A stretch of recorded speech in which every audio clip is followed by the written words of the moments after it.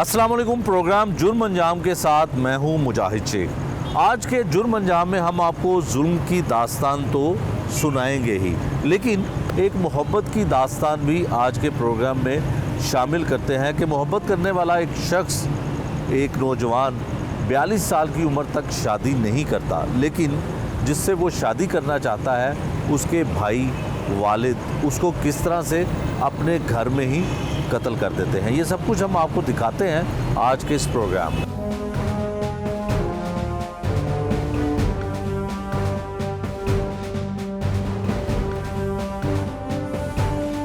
ये जो जुल्म की दास्तान है, इसमें कहानी कुछ इस तरह से है कि कतर में रहने वाला ख़ानदान पाकिस्तान में शिफ्ट होता है और ज़ुहैब नामी नौजवान जिसकी उम्र तकरीबन 42 बरस है, वो अपनी फूफो की बेटी के साथ शादी करना चाहता है और वो बेटी जो उसकी कज़न है वो भी मोहब्बत की शादी अपने कज़न के साथ करना चाहती है। दोनों एक दूसरे की मोहब्बत को छुपा कर रखते हैं। ख़ानदान में बहुत कम लोगों को ये मालूम होता है कि ये एक दूसरे के साथ शादी करना चाहते हैं। सिर्फ लड़की जो है वो अपने घर वालों को रज़ामंद करने की कोशिश करती है कि वो उसकी शादी उसके कज़न ज़ुहैब के साथ कर दें, लेकिन ज़ुहैब अपने घर वालों को कुछ नहीं बताता।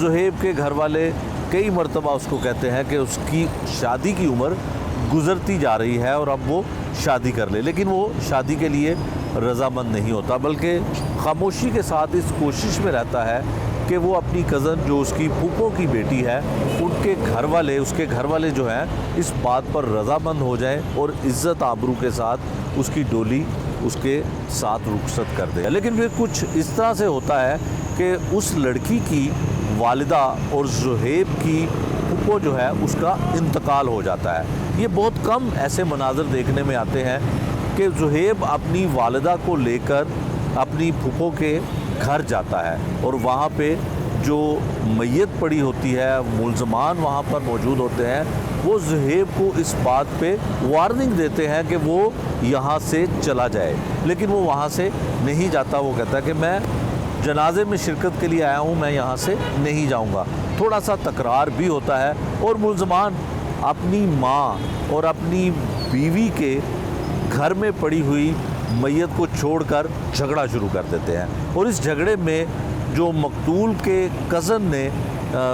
जो कज़न होते हैं मुलजिम, वो फायरिंग करते हैं। फायरिंग के नतीजे में ज़ुहैब मौके पर ही दम तोड़ देता है। फिर उसके बाद ख़ानदान को ये पता चलता है कि लड़ाई की या कत्ल की असल वजह क्या है। ये सब कुछ हम आपको प्रोग्राम में आगे चल के भी दिखाएंगे कि 42 साल तक शादी ना करने वाला नौजवान किस तरह की कोशिश करता है कि वो अपनी पसंद की लड़की से शादी कर सके। ये सब कुछ हम आपको प्रोग्राम में दिखाएंगे। वालिद क्या कहता है, दीगर रिश्तेदार क्या कहते हैं और वकील क्या कहता है जो उनके करीबी रिश्तेदार भी हैं।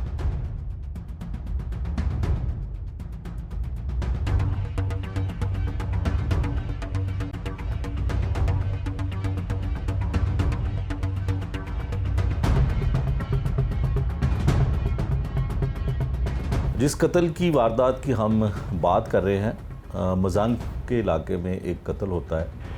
पता कुछ चलता है कि एक नौजवान को अंधाधुंध फायरिंग करके कत्ल कर दिया जाता है। मकतूल के वालिद और करीबी अजीज़ हमारे साथ हैं।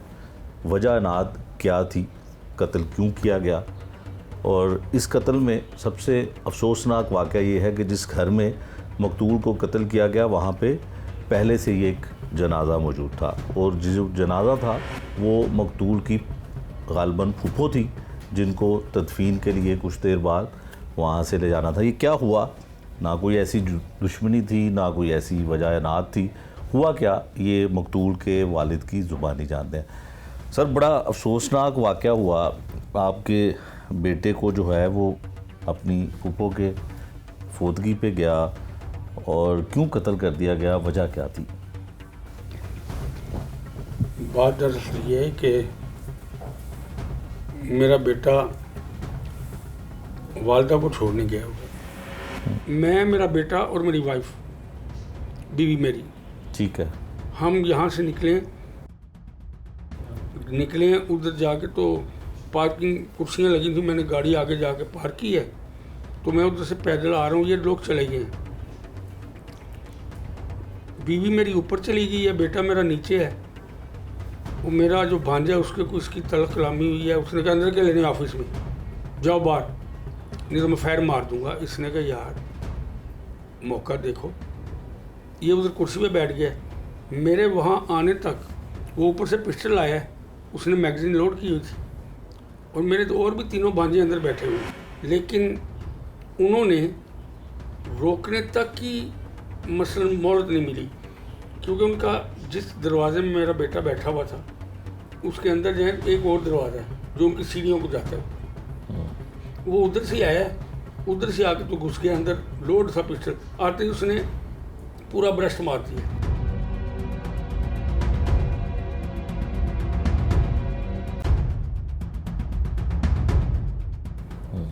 और बाद में पिस्टल फेंक के ऊपर से टोका लेके आया है।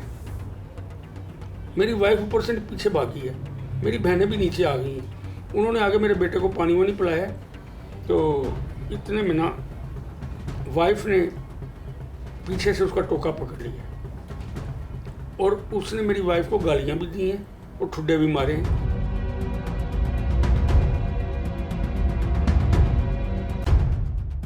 कि छोड़ो, खैर लड़कों ने छिड़ा दी, इतने में मैं पहुंच जाता हूँ।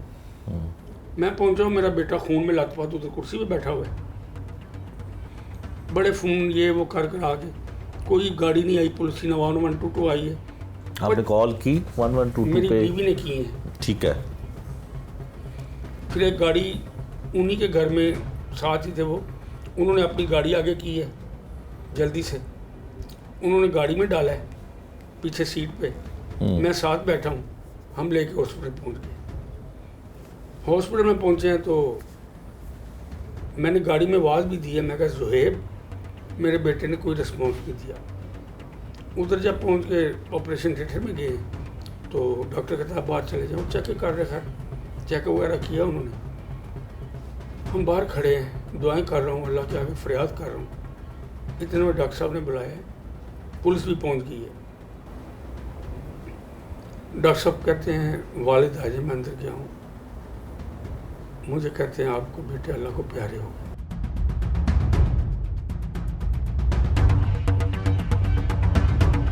मैंने कहा इन्ना लिल्लाहि व इन्ना इलैहि राजिऊन, अल्हम्दुलिल्लाह या अल्लाह तेरी रज़ा है, हमारा तो कोई इसमें जोर नहीं है, अल्लाह का माल है। उधर से हम निकले हैं तो एक थानेदार को उसने बोला सचिन के इनको लेके ना मैं हॉस्पिटल पहुंचो, और मेरा बड़ा बेटा जो उसको भी बोला आप उधर पहुंचे। मुझे उन्होंने अपनी गाड़ी में बिठाया, हम पुलिस स्टेशन आ गए। उधर से उन्होंने मुलाजिम लिए हैं, हम उनके घर में चले गए। उसने जाकर तस्वीरें वगैरह देखी, उतारी हैं, और उसके बाद वो खोल ढूंढने लगे। वो जो पीछे उसका भाई था और भी मेरे भांजे थे, तो घबराए हुए थे भांजे मेरे दोनों, शायद भाई ने या और कोई उन्होंने कहा होगा, उन्होंने खोल वोल उठा ली, और टोका भी उधर से जिसने पकड़ा था गायब हो गया। ठीक है।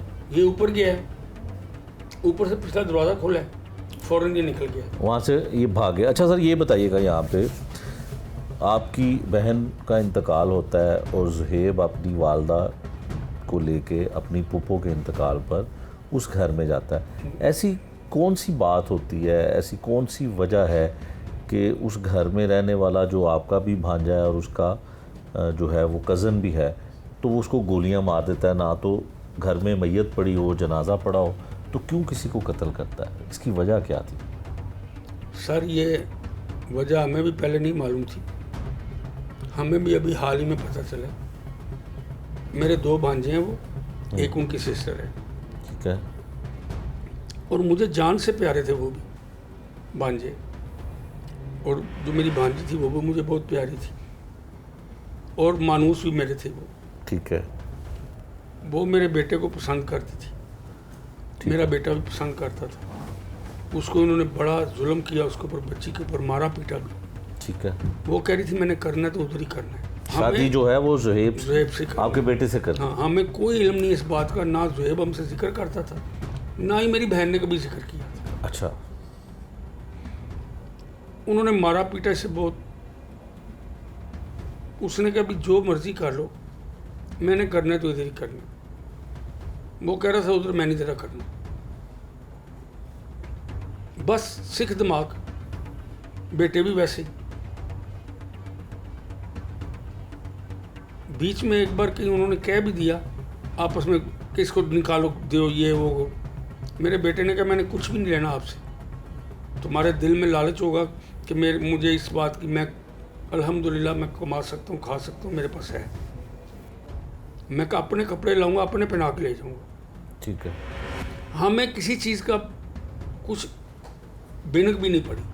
ठीक ये है। खुद इनकी बातें हैं, ठीक है। ये तो बाद में खुली हैं। खैर, इसके मरने के बाद ज़ुहैब के हाँ जी, बाद में ना कहीं मेरे भांजे की इससे तू मैं भी बाहर कहीं हुई है खड़े, दूसरे से भी कहीं हुई है। तो जो बड़ा है ना, थोड़ा सा वो तलंग टाइप है। अच्छा। मुर्गे लड़ाने, गंदे गंदे दोस्त बिठाने। ठीक है। जैसे उसका ब्रेन है वो थोड़ा मुजरमाना था। अच्छा।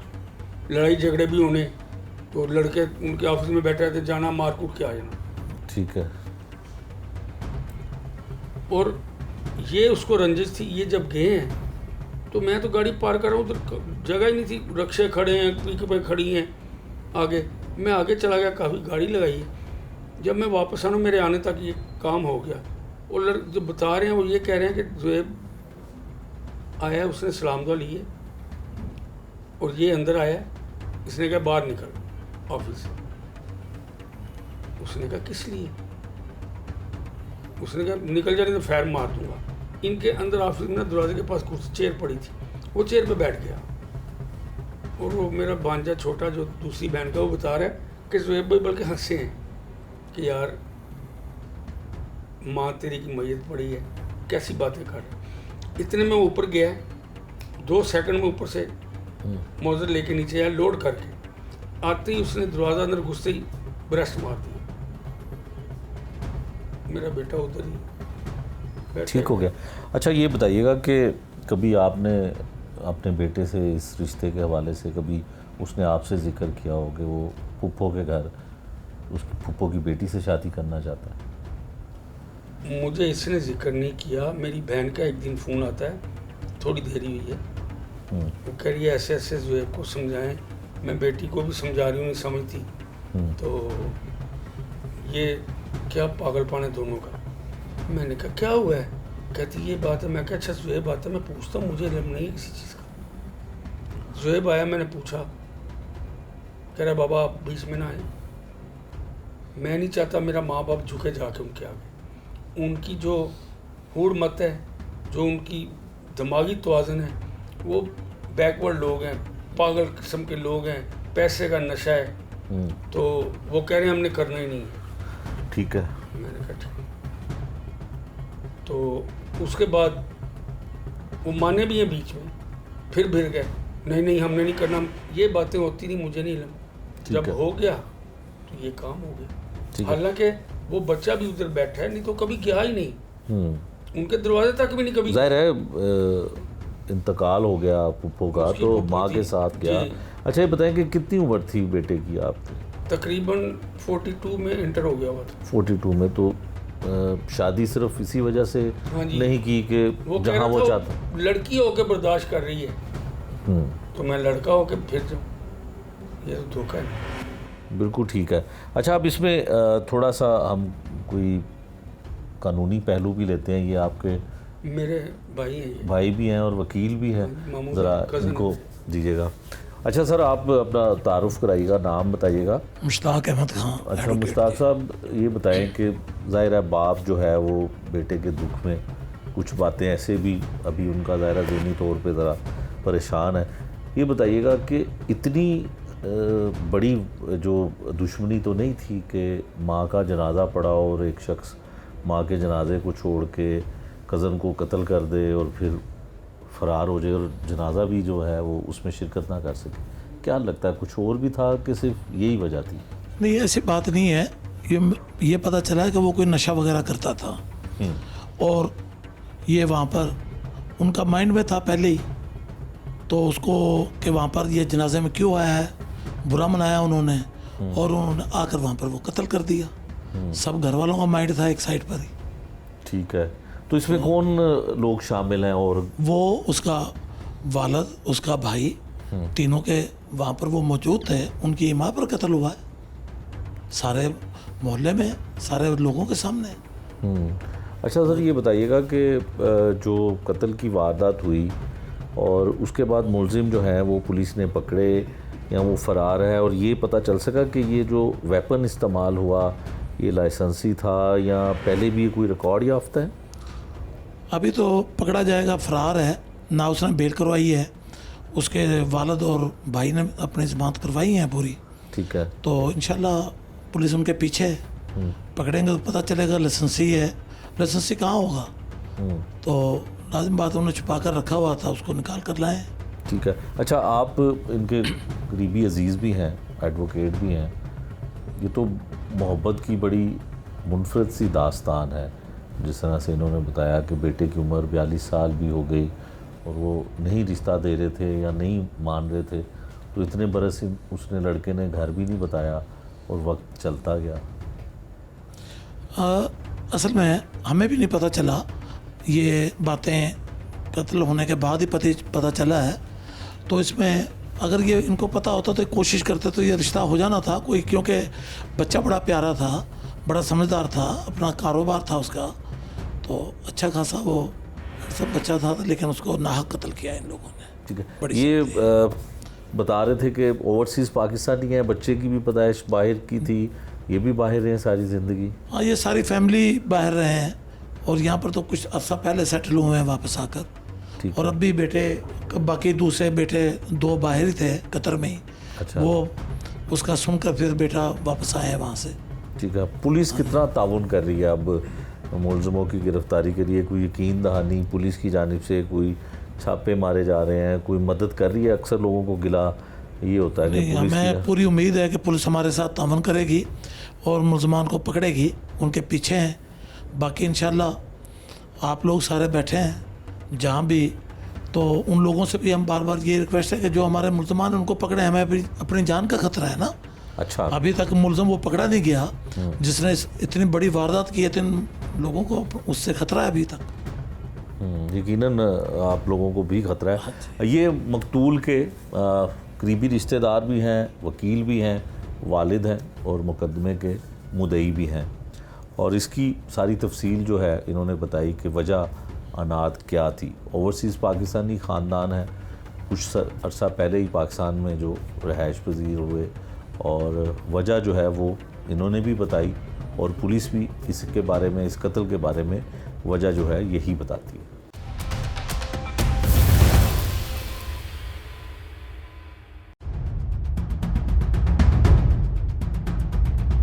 ज़ुहैब के कत्ल के हवाले से उसके वालिद का क्या कहना था कि उसने बताया कि उसको तमाम बातें उसके मरने के बाद पता चली, लेकिन कुछ रोज़ पहले, चंद माह पहले, उसकी मकतूल के जो वालिद हैं उसकी बहन उसको ज़ुहैब के बारे में और अपनी बेटी के बारे में, उनकी जो शादी की ख्वाहिश थी उसके बारे में वो बताती है।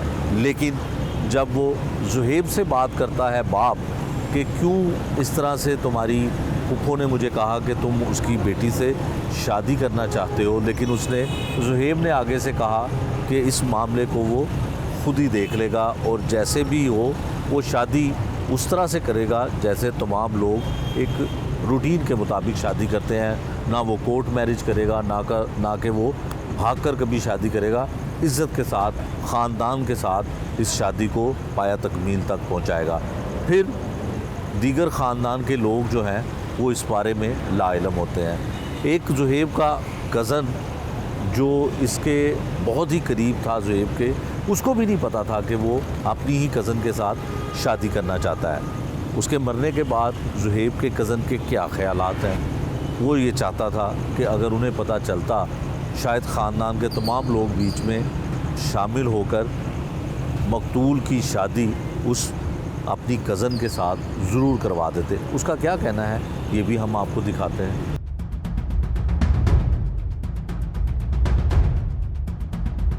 मकतूल ज़ुहैब के इंतहाई करीबी रिश्तेदार जो कज़न भी हैं और दोस्त भी हैं, एज फेलो भी हैं, ज़ुहैब के बारे में इनसे कुछ जानने की कोशिश करते हैं कि मोहब्बत तो थी दोनों को, लेकिन जान चली जाएगी इसका इनको अंदाज़ा था, ये जानते हैं।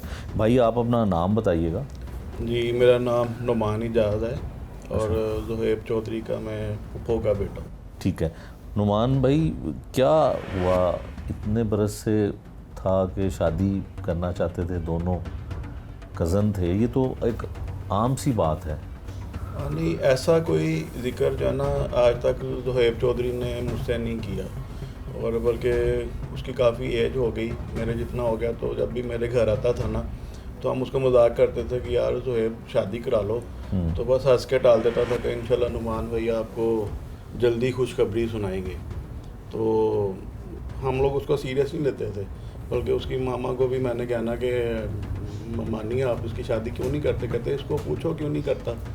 तो वो बस खामोश तबीयत बहुत था, तो बस हर बात अपने दिल में रखता था, किसी से करता नहीं था। हालांकि बहुत आना जाना मेरी तरफ, कोई महीने में या 2 महीने में एक दफ़ा मेरे पास चक्कर लगा लेता था, ऑफिस में आ जाता, बातें करता था। लेकिन शादी का जिक्र जब करते थे ना तो बस आगे से हंस लेता था, आगे से कोई मज़ीद कोई बात नहीं बताता था। ये कत्ल के बाद जो है ना, यहाँ पे मुझे जब मैं यहाँ पे आया हूँ तो फिर वो उनके वालिद साहब ने मुझे बताया कि इस तरह से नज़ारे मामला थे। तो बाकी उनकी फैमिली के साथ क्या चलते रहे उसने आज तक नहीं जिक्र किया किसी से, बल्कि वो अपनी फैमिली से भी बहुत कम जिक्र करता था। ठीक है। अच्छा नुमान भाई ये बताएं कि चूँकि आप सारे रिश्तेदार हैं, जिसने कत्ल किया वो भी आपका कज़न है, तो वो किस तरह के इतने अग्रेसिव थे या हो सकते हैं? एक्चुअली जो वो मेरी खाला है ना, उनसे भी बहुत अरसा पहले मेरे वालदा मेरे वालिद साहब जो थे वो इतना कोई बोल कलाम नहीं थी उनके साथ में, तो काफ़ी अरसे से वो पहले नहीं मिले। फिर जब मेरी शादी हुई थी ना तो फिर मेरे वालिद साहब ने उनसे सुलह करके तो उनसे मिलना जुलना शुरू हुआ, लेकिन आना जाना बहुत कम था हमारे उनके घर में। बल्कि कभी कभी साल भी गुजर जाते थे तो मैं उनके घर नहीं जाता था। तो ये जो लड़का कातिल है, कज़न मेरा जो था, तो ये तो वैसे ही किसी के घर नहीं आता था। मतलब कि इसको तो बस किसी फंक्शन में हमने देखना कि यार ये भी हमारा कज़न है, तो मुलाकात होती थी। बाकी मज़ीद इतनी कोई मुलाकात मेरी उनसे नहीं थी। ठीक है। कोई आपको याद पड़ता है कि इनका कोई इस तरह का क्रिमिनल रिकॉर्ड हो या कभी मुलाकात इतनी मेरी ख़ास नहीं थी उनसे, तो लेकिन कभी ऐसा सोचा भी नहीं था कि जी ये ऐसी हरकत करेगा। बड़ा अच्छा प्यार था इनका आपस में, तो कभी मैंने नहीं सोचा कि इस तरह। मैं तो बहुत शॉक्ड हुआ जब मुझे ये पता चला। तो बल्कि जब मेरी खाला की डेथ हुई तो मेरा उनसे नहीं था इतना मिलना जुलना, तो मेरी वाइफ ने मुझे बोला कि आप चले जाना वहाँ पे। मैंने कहा यार मैंने नहीं जाना, तो मैं नहीं आया उनकी फौतगी पे। तो अभी उनका जनाजा शायद उठा नहीं था, तो उससे पहले ही मुझे ये कॉल आ गई कि जी ये वाक़या वहाँ पे जो है ना हो चुका है। ठीक है। अच्छा नुमान साहब ये बता सकते हैं, आप दोनों ख़ानदानों के करीबी फैमिली मेम्बर हैं और वजह भी आपको पता है, होना क्या चाहिए था, हो क्या सकता था? होना तो ये चाहिए था कि जैसे कि उनके वालिद साहब ने बताया है कि जी उनका कोई रिश्ते का कोई ऐसा मामला थे उनकी बेटी का और इनके बेटे का, तो मेरा तो ख्याल है कि कर देते तो बहुत अच्छा था। वो जो जिस तरह बकौल उनके वालिद साहब के वो कह रहे हैं कि जो कहते हैं जी हम लोग किसी 3rd क्लास बंदे को दे देंगे लड़की, अपनी इसको नहीं देंगे, तो उसमें कौन सी बुराई थी लड़के में। तो बड़ा अच्छा बच्चा था, कमाता था, अच्छा वेल ऑफ था, पैसे वाला भी था, हर चीज़ थी उसके पास, दुनिया की हर सहूलत थी उसके पास, माँ बाप बहुत अच्छे हैं, फैमिली अच्छी थी, भाई अच्छे हैं। तो उसमें कोई ऐसी कोई बुराई तो नहीं थी, मुझे तो नहीं कभी नज़र आई। मुझे 27-28 साल तो मुझे उससे मिलते हो गए हैं। तो जब वो बाहर थे तब इतना मिलना जुलना नहीं था। जब वो पाकिस्तान शिफ्ट हुए हैं तो तब हमारे घर आना जाना शुरू हुआ, तो फिर अच्छा लगा उनसे मिल के। तो बल्कि वो ज़्यादा जो पूरी फैमिली है ना वो मेरे साथ अटैच रहती थी कि जी ये नुमान भाई हैं, ये अच्छे हैं, इनसे जाके मुलाकात करनी है। तो वो बाकी कज़नों से काम ही मिलता था, तो ज़्यादातर आना था बातचीत करनी। लेकिन मुझे ये अच्छा नहीं लगा कि जी सुन के कि जी मैंने यही बोला कि यार शादी कर देते तो कोई बुरी बात नहीं थी, कर देनी चाहिए थी।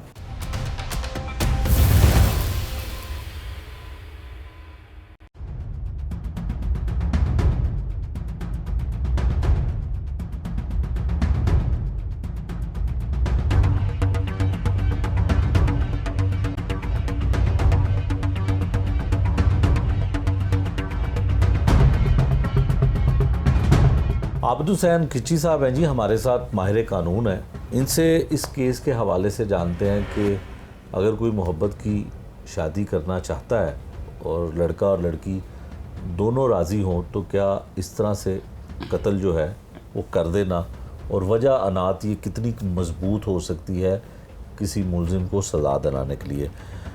खिची साहब बहुत शुक्रिया आपका।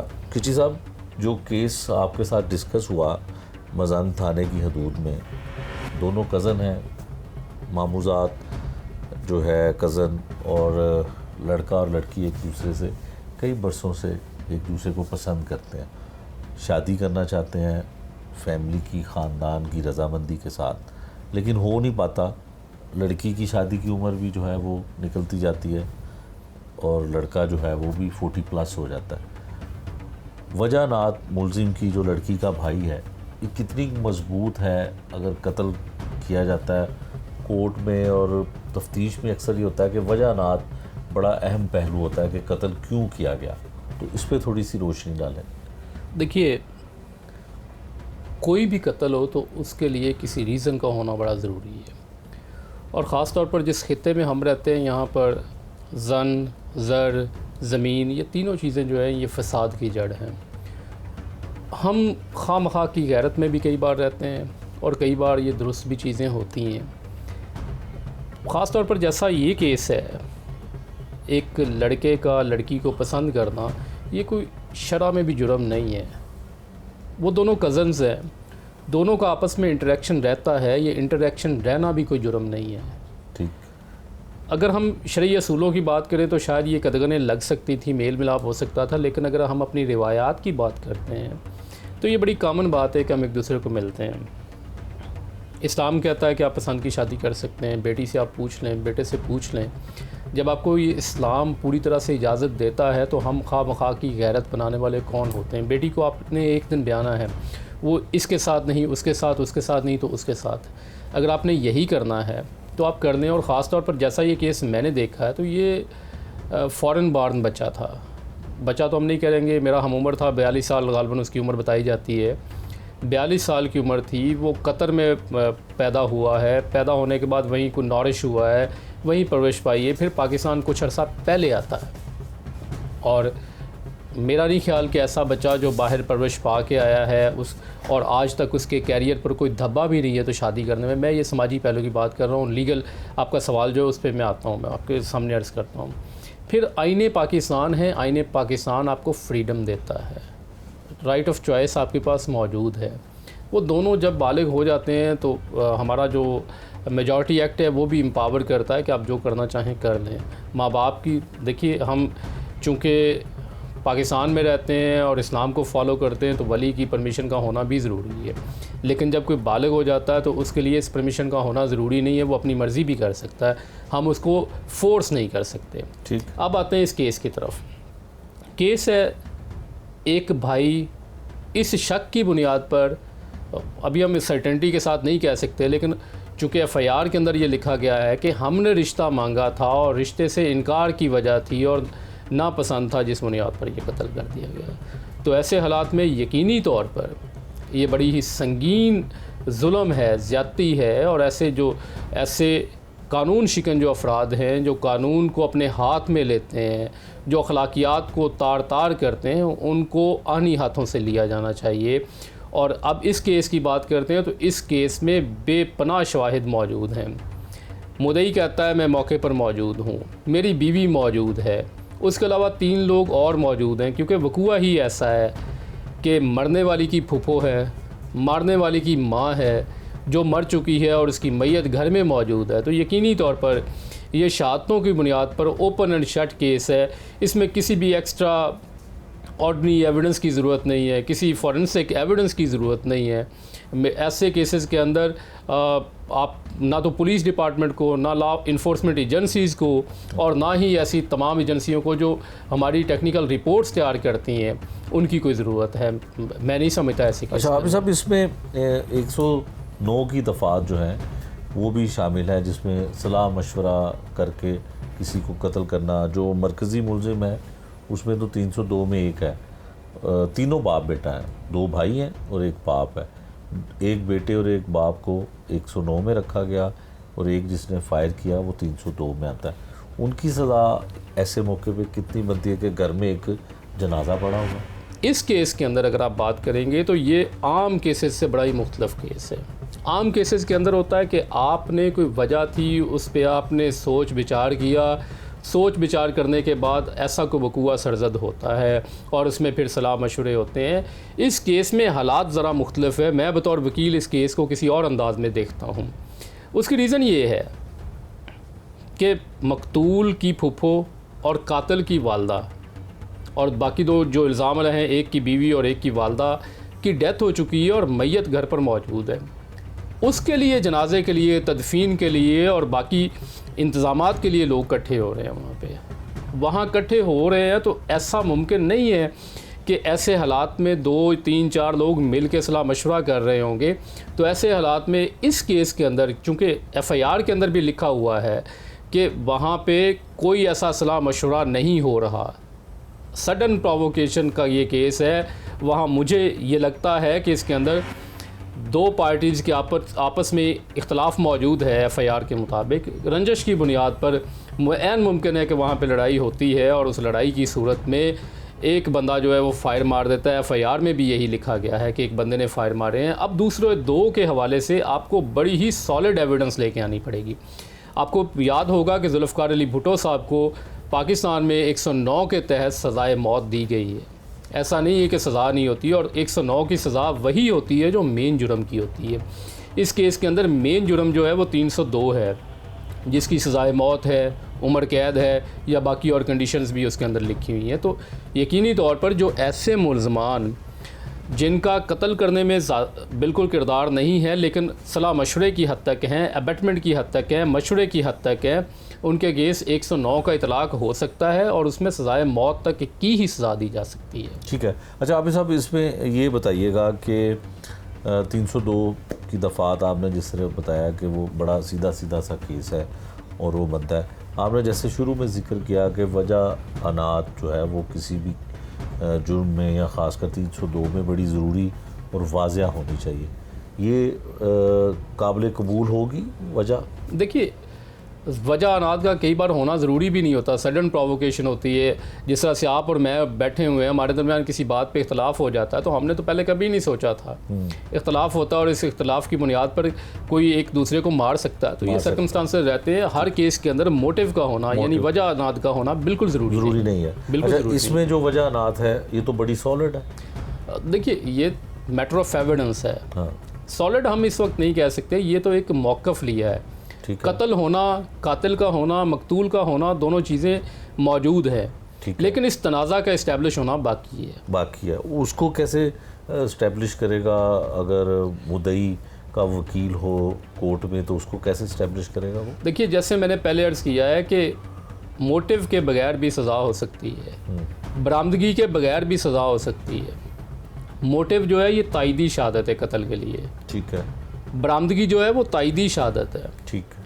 पोस्टमार्टम जो है तायदी शहादत है, ठीक। असल शहादत जो है वो है कातिल और मकतूल, वो दोनों मौजूद हैं इस केस के अंदर। बिल्कुल इसमें मौजूद है। अच्छा सर, ये बताइएगा कि इस तरह के जो केसेस सामने आते हैं जिसमें ख़ासकर पसंद की शादी हो, तो इसमें कोई मुलजिम प्ली ले सकता है? जैसे ऑनर की होती है तो उसमें कोई इस तरह की वो ले सकता है कि मेरी बहन से ये शादी करना चाहता था या हम नहीं चाहते थे कि शादी हो, हालांकि दोनों करीबी रिश्तेदार थे, तो कोई ऐसी वजह वो बना सकता है? देखिए जी, पाकिस्तान में ऑनर किलिंग किसी तौर भी जस्टिफाइड नहीं है।